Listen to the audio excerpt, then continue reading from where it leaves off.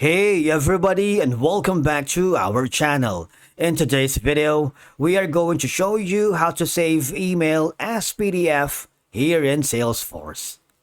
Let's begin. Now, the first thing that you need to do is to log in using your credentials. If this is the first time in Salesforce, I want you to click the sign up option. And from here, just follow the on-screen instructions and you're good to go. To save an email from Salesforce as PDF, you can follow these simple methods. Alright? But remember that these methods depend on the Salesforce edition you're using and of course the level of customization available to you.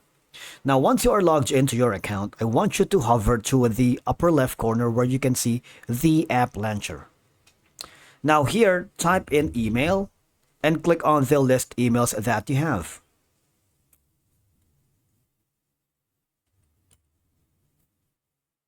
If in any case you don't have any list of emails, all you have to do is click the send list emails here. Alright, if you haven't done one yet, click on it and type in the recipients. Subject is going to be this. You can customize the email that you wanted. You're not limited with the with creativity. Recipients is going to be this. For example, I'm going to type in my email. 6@gmail.com. I'm gonna put in some information here. Once it's uploading, let me just wait for it. So basically this is gonna be the email that I wanted to save as PDF. Alright. Now you see, you can save it as draft for now. You have more options in sending. You can send later, and of course you can click on send.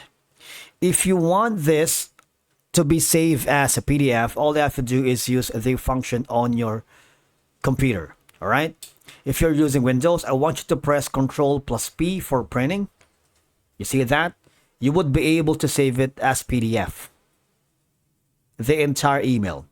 You have more options here. Alright? Save as PDF and a lot more. Microsoft Print to PDF.